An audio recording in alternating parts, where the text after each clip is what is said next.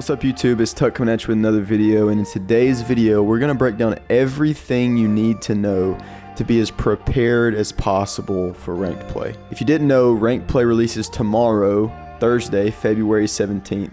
In this video we're going to break down the 3 biggest things that you need to know and do in order to achieve the highest rank possible.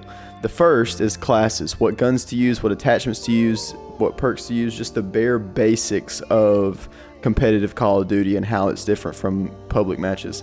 Secondly, we're going to look at settings. What settings should you be running, whether it be movement settings, graphic settings, aim assist, or fill in the blank like that, whatever settings fit you the best. And then third and finally, and this is probably the most extensive and most important, is game modes. We're going to break down each game mode as in-depth as possible in a couple minute time span. And as we break down these game modes, we're going to talk about the biggest things to look out for as you play them, the things you want to be focused on as you play them, because it is much more different and much more in-depth than it may come across just from watching, or especially just from playing public matches. Before we hop into the rest of the video, I just wanted to encourage you to like the video, comment down below if it helps you out, and subscribe to the channel for more Call of Duty content and lots of ranked play content, lots of exciting stuff that we have planned coming in the future. But without further ado, let's go ahead and hop into these 3 things. So the first thing we're going to do is look at classes. I'm not going to break down every single one of the classes that I have made, but I am going to give you the primary setups for each weapon that is used, the primary perks that are used, and the primary lethal and tacticals that are used. So starting with the primary SMG that is used, that's pretty much used exclusively, is the MP40. Looking at the MP40, this is the class setup that a lot of the pros are running. There is some give that you can do. Some people like to run the F8 stabilizer over the Strife compensator. I personally prefer the Strife. You can run the F8 and the Carver foregrip if you want more accuracy and you care less about movement speed and being snappy, but this is what everyone runs. There's no magazine because magazines are banned. There's no using any magazines. This is the class that everyone runs. If you want to run the best subclass, this is what you're going to want to do. I know a lot of people were running the fabric grip, I think, but the fabric grip actually increases your bloom and it makes you feel like you have worse hit reg. So stippled is definitely the way to go, but this is the MP40 class you're going to want to be using. The second primary that most of the pros are using is the automaton. This is the AR that all the pros are running, and this is the class setup that they're all running. There is some leeway. You can change a few things, but I wouldn't change much. It's been tested, tried and true, and there's a reason that it's run the way that it is, because it's the best setup for the gun. So you can pause the video on these attachments. You can obviously change the optic or whatever based on your preference, but as far as all the other attachments goes, this is what is ideal for running the automaton. The third primary that's usable is the STG. The pros have actually GA'd this. If you don't know what a GA is a gentleman's agreement. The pros have GA'd it, so they don't use it. It's still possible to use. It might be a little easier to use than the automaton, but people prefer the automaton because it's more versatile. But if you want to use the STG, this is the class that has been used in the past, and this is probably the class you're going to want to be using if you decide to use the STG. So the fourth and final primary weapon that will be used will be the Kar98 sniper in Search and Destroy. I will preface this by saying this isn't like a research class. I haven't researched the best sniper class. This is just the class that I put together that I think works well with the Kar98. So you're welcome to use this if you want to, but if you want to be sure that you're using the right thing, you might want to go check out a pro player video of their best, sniper class, because mine could be different. It shouldn't be much different, but this is the class that I use. This is the class that I've had success with. So if you want to snipe, this is the class that you need to run. As far as secondaries go, there's really only one viable option that you'll see pros running, and that is the Rat pistol. This is a class setup that I use. I will say one thing: pros have GA'd all fire rate triggers. They have them GA'd. Most GAs I follow. There's a few that I don't. This is one that I don't follow simply because it's not that big of an impact. In the pro level it might be, but in the lower levels it's not that big of an impact. And the other advantages of hip fire accuracy and really sprint to fire speed helps out a lot. So I run the hair trigger. If you want to strictly follow GAs, then don't run the hair trigger, but this is a class that I would suggest use for the pistol that you're going to be running. As far as perks go in competitive Call of Duty this year, it is pretty straightforward. Perks 2 and Perks 3, there's not really much to it. You're just going to want to run radar and double time in every game mode you play.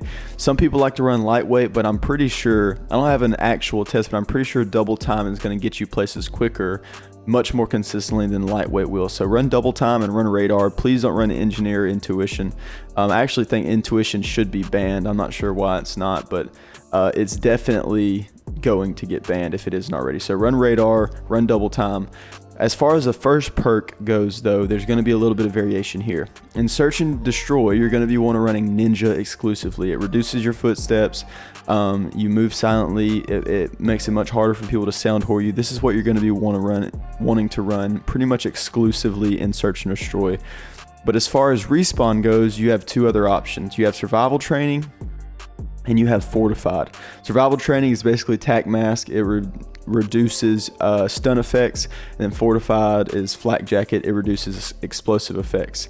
I personally suggest running Fortified because stuns aren't too powerful, and if you're using controller, you still get a little bit of aim assist through the stuns. But nades, if a nade gets thrown at your feet and you don't have Fortified on, you're dead no matter what. And if you try to run, you're gonna get killed by a team pre-aiming you. So I would run Fortified over Survival Training. But if you are encountering lots of stuns, if you prefer to avoid nades than stuns, run Survival Training. It is kind of preference, but I just simply prefer Fortified because of how powerful nades are this year, especially in Hardpoint. And then as far as lethals and tacticals go, tactical, there's Stun Grenade and Smoke Grenade. Smoke Grenades are GA'd in all game modes for pros.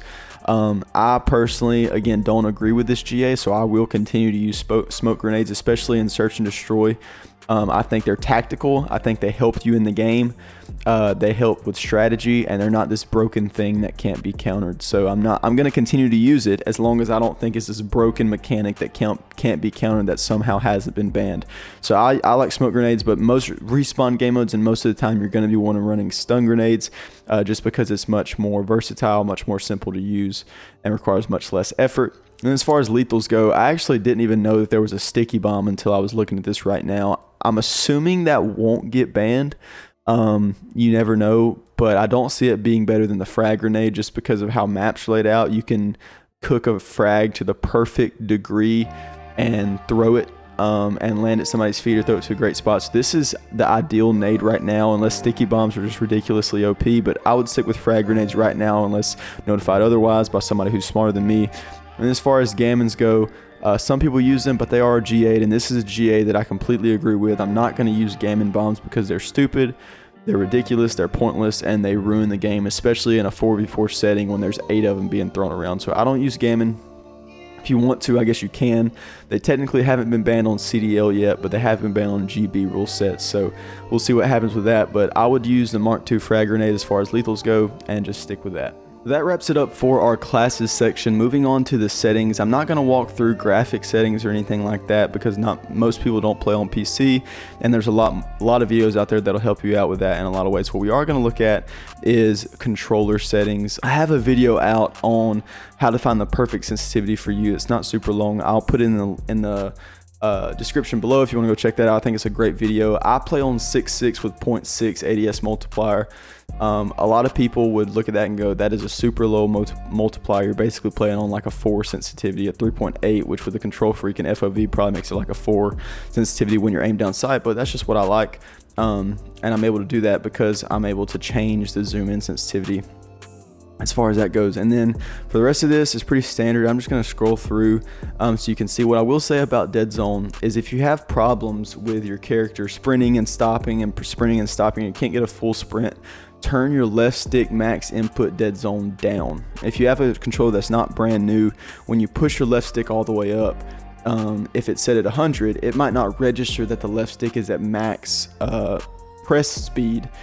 So it won't sprint and it'll start walking. So definitely turn that down, and then make your dead zones, set your dead zones based on what the sensitivity of your controller sticks, and that's just something that you'll have to do with trial and error as far as that goes in these settings.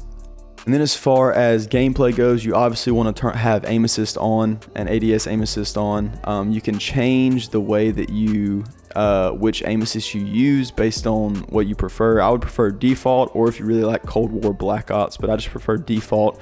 I think it's the best, but you can change that based on whatever. And again, I'll just go through each of these things and let you see them. I have on auto tac sprint. Pros have actually GA'd auto tac sprint. I think this is a stupid GA, especially for people who aren't pros. I understand the logic of it makes you have to be more skillful to be able to have good movement, but I know I have good movement. I'm confident in my movement, and I'm not going to shorten the lifespan of my controller just because I want to prove that I can operate without auto tac sprint. I want my controller to live as long as possible, and auto tac sprint helps with that. But looking through the rest of these, I'll just scroll through and you can pause if you want to. So starting with hardpoint, as you can see, I have Berlin hardpoint put up on the screen just so I can show these a little bit better. But the first tip for hardpoint is going to be focus on rotations. Rotating in Call of Duty is extremely important. Rotating in hardpoint is more important than getting kills in hardpoint. So for example, if you don't know what rotations is, say you've done hill 1 and you're on hill 2 right now. So you're on hill 2, say there's 20 seconds left on clock. You die and you spawn up court stairs or back alley stairs right here. Depending on how much time is left, if there's less than 30 to 25 seconds on the clock, you don't want to push this hill. Because even if you do get there, and even if you do get all the kills, by the time you get in there, there's maybe 10 to 15 seconds on the clock. What you want to do instead is rotate to the next hill, and you're able to play for spawns and cut off all your enemies this way who are rotating from P2. So that instead of getting 10 to 15 seconds on P2, you're able to set your team up to get a huge amount of time on P3 if you're able to play the rest of the hill well. So the whole goal of focusing on rotations is to count the cost, essentially, of if I go for this, what am I giving up? And to always do what's going to give up the least. And a lot of the times you're going to want to off spawn, or when there's 20 and 25 seconds, always be wary of the time so that you know when you should rotate to the next hill in order to set your team up to get more time on that hill than the enemies. The second tip in hardpoint I have for you guys is have map awareness, and I put /enemy awareness. What I mean by this is you want to be aware of what's going on at all times. This may seem a little abstract, but you want to be aware of what's happening. You want to be aware of what's going on. When you come off spawn, you want to be aware of where the enemy is, where your team is, where the enemy team is likely to be, so that you can base how you play off of that and not off of random, oh, I'm going to go this way because, you know, that's just the way that's easiest and quickest for me to go. For example, I have a video of my channel playing some Money 8s, and it was in the middle of hill 4, and my team was all positioned right here. My team was here, essentially. My team was here and on the hill. This is where my team was. And I spawned here. I spawned in fire. Knowing that my team is here in this area, knowing that I spawned here, that told me the enemy was going to be coming from over here, and there might have been one guy on the flank preventing me from spawning with my teammates. So in the video, I told my guys, hey, watch your court, watch your lobby. They're going to be coming from lobby side. This is what I call lobby. They're going to be coming from lobby side. Watch it. And surely enough, that's where they came from. It's not because I'm some guru. It's just because I've played the game a lot, and I know during hill 4, typically the team that's holding hill will spawn here. The team that's not will spawn here. And since I spawned here, I knew that they had to be here, but they were also probably here, and they were blocking me from spawning with my team. So that's just what I mean by map and enemy awareness, is knowing what's going on, knowing and being able to call that out so you know how to play and how to change your play style based on what's going on. And honestly, this comes with watching Call of Duty, and it comes with getting lots of reps in Call of Duty. The final tip for hardpoint I have for you guys is pick smart gunfights and play for trades. Pick smart gunfights and play for trades. Listen, the goal of hardpoint is not to get as many kills as you possibly can and outkill everybody in the lobby. The goal of hardpoint is to win hill time and therefore win the game. The way you do this is not by just running in gung-ho and trying to do everything by yourself and getting picked off and leaving your teammates in a 3v4. You want to pick smart gunfights that you either A, it's a 50-50 that you have a pretty good chance of winning. B, you're trading the kill for your teammate when he's died. Or C, you know your teammate is there to trade the kill if you die.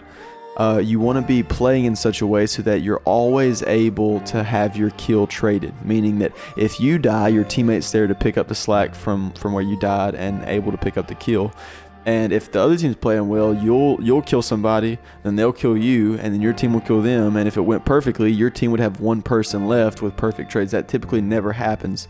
But you want to pick smart gunfights and play for trades, not be stupid, don't be gung-ho, and make sure you're playing with your team. So moving on to our tips for control. Again, 3 tips for the game mode of control. And we only have 2 maps for control, which kind of changes this a little bit, makes it a lot easier to learn than, say, Hardpoint and S&D. But 3 tips for control. Number 1, specifically to the offense, you have to play for picks in control. This isn't like domination where you're just going to team hop a flag and capture it and be done with it. Control right now is set up to where it's very, very defense heavy. So if you want to win, you're not going to be able to be even on lives. You're going to have to, when the end of the round comes, have time to have lives to give in order to break through, or just completely outslay them and win off of lives for that round. You have to play for picks if you're on offense. You can't be super aggressive and play primarily for the point. You have to play for picks, and then once you get picks, once you get kills and you have numbers, then you're able to play for the point in order to capture, but you must play for picks first. Second tip, and this one is specifically for defense, in that same kind of train of thought, is play conservatively with your lives. If, for example, you're on Tuscan control and the enemy team gets on A and you're the only one left alive, if you know you're going to run and die, you know that's a high probability, you probably don't just want to run in and die and give them a life. Rather, back up, regroup with your team, let them capture A, because B is such a hard point to get on Gavutu and Tuscan. That's just how the game works. If they capture A, the round is not over, especially if you're up on lives. What you'll see so often is the defense will be up like 4 to 5 to 6 lives, which is quite a bit in the pro scene, and they'll give away the first point in order to just focus on the second point because they know they have more lives. So they're basically saying, look, we believe we're going to be able to hold you off on this last point. We have more lives than you, so we're going to give you that point. So you want to be playing really conservatively with your lives. Don't be stupid. Don't run into their spawn thinking that you know everything. Play conservatively, play smart, and you'll play well and end up winning games. And then third tip for control is you want to play for maximum map control. This may sound a little contradictory to my last statement. It's not, because it's different situations. But whether you're on defense or whether you're on offense, you want to be playing for map control. For example, on offense, if you kill all 4 enemies, it might not be best to just 4-stack the point and try to insta-cap it. If you're on Tuscan, if you kill all 4 enemies, you get 4 down and say 3 of your 4 are still alive, you might want to put 2 on A point. You might want to send 1 to church and send 1 to broken, so that the one at church can keep them from pushing through mid, the one at broken can keep them from getting to B. And instead of 4-stacking A and giving them all the control of their base back, you're able to maintain control, and then as the 2 go to capture A, you're able to then transition more easily and seamlessly into going for B.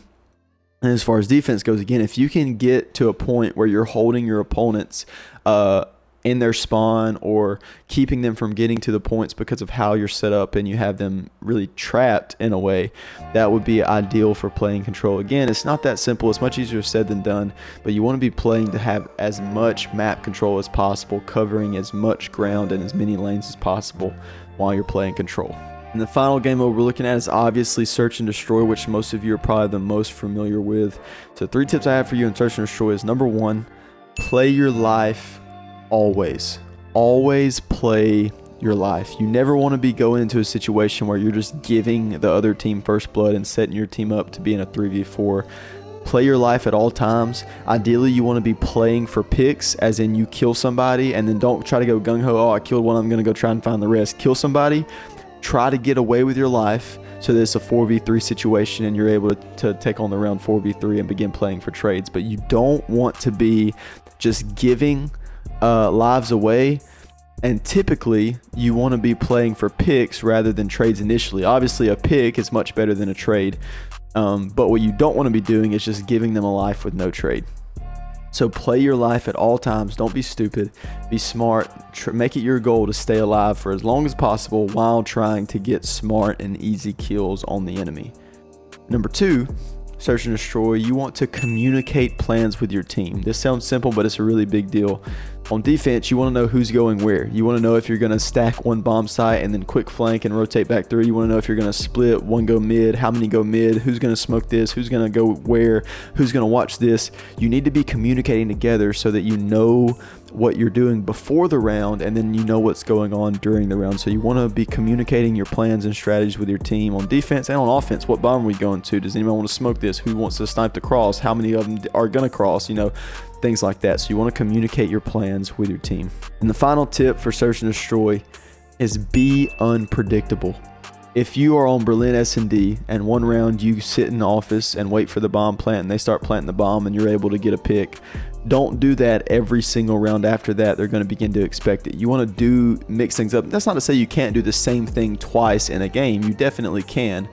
But you want to be mixing up what you're doing so that your opponent can't just predict, oh, I know for a fact he's doing this every single round, and then you become an easy target and an easy kill, and you give yourself an unnecessary disadvantage. So be unpredictable. Don't be stupid, but be unpredictable and make it to where the enemy, you know, might think they know what you're doing, but in reality, they're just guessing because you're so unpredictable and you're able to do so many different things on the map. Yeah, guys, that's going to do it for me in this video. I know it was pretty brief as far as my description of everything and how I talk through everything. If you want me to make a video or different videos on, for example, going super in depth with hardpoint for like a 15-20 minute video and then control and S&D, I would love to do that if that's something y'all would like to see.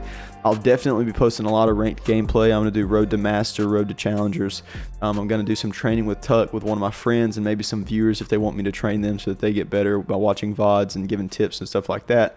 And I'm really excited for ranked play to come out. But that's going to do it for me in this video. I hope it helped you in some way. If you have any questions about anything at all, anything I didn't mention or anything I said that you want more clarification on, let me know in the comments below. Subscribe to the channel if you like Call of Duty and are ready for some ranked play content, because I promise I'm bringing it. But other than that, guys, that's going to do it for me. I'll catch you guys in the next video. I've been Tuck, and I'm out.